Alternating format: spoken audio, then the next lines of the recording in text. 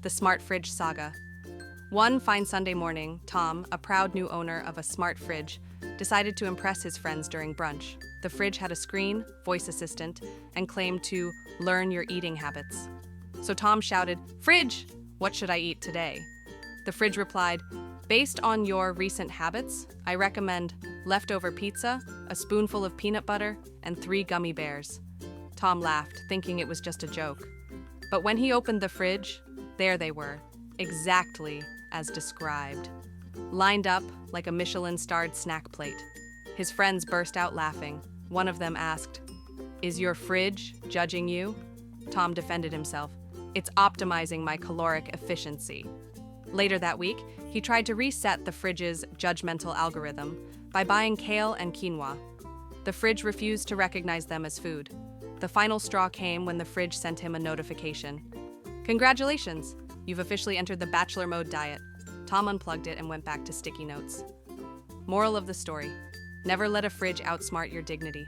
This kind of lighthearted humor, with a bit of tech satire and an ironic twist, works great for YouTube audiences who enjoy Western European entertainment sensibilities. The Zoom call catastrophe. It was supposed to be a very important online job interview. Emma had cleaned her desk, wore her best blazer, and even practiced her serious face in the mirror. Everything was going perfectly, until her cat, Sir Whiskers, decided to join the meeting. At first, he just jumped onto the keyboard, pressing random keys and changing the screen layout. Emma tried to stay cool while the interviewer awkwardly asked, "Is that a tail?" Then, Sir Whiskers walked straight in front of the webcam, his fluffy behind filling the entire screen. The interviewer blinked. Emma froze. Sir Whiskers meowed directly into the mic, like he was introducing himself. The interviewer laughed. "Well, I guess your cat is confident." Emma, mortified, apologized 100 times, but then the interviewer leaned in and said, "Actually, we need someone with that level of confidence." She got the job. Moral of the story: sometimes confidence comes with whiskers. The Grocery Store Olympics. Liam only needed to buy 3 things: milk, bread, and eggs. But the moment he walked into the supermarket, he heard a voice over the loudspeaker. "Attention shoppers, a surprise flash sale on aisle 5, 70% off all cheese." Liam didn't even like cheese that much, but 70% off? His legs moved before his brain could say no. So did everyone else's. Within seconds, the calm supermarket turned into the Hunger Games. Carts were racing. A man did a full sprint in flip-flops. A grandma elbowed someone out of the way, using her purse like a battle axe. Liam joined the madness. He dove like a soccer goalie to grab a wheel of brie. He locked eyes with a child holding camembert. Both knew only one could leave with dignity.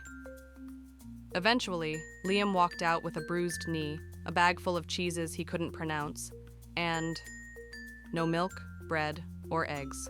Moral of the story: discounts are powerful, but focus is stronger, especially if you're lactose intolerant. The Great Laundry Mix-Up. Jake had just moved into a shared apartment building in Berlin. It had one washing machine in the basement, shared by everyone. His first laundry day felt like a rite of passage. He put in his clothes, pressed the buttons, and left. When he came back an hour later, something felt off. Inside the machine were clothes, but not his. There were pink leggings, a glittery crop top, and a t-shirt that read, "I love ferrets."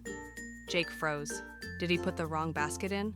Just then, a tall, tattooed neighbor walked in, holding a basket of Jake's actual clothes. They locked eyes. The neighbor looked down at Jake's boxer shorts sitting on top of his load. Long silence. Then the man said, "Nice taste in underwear." Jake, unsure whether to laugh or cry, just nodded and said, "Thanks. I get them in bulk." They both burst out laughing. A week later, they were drinking beer on the balcony like old friends. Moral of the story: mistakes happen, but good neighbors are hard to come by. And never underestimate the power of clean underwear.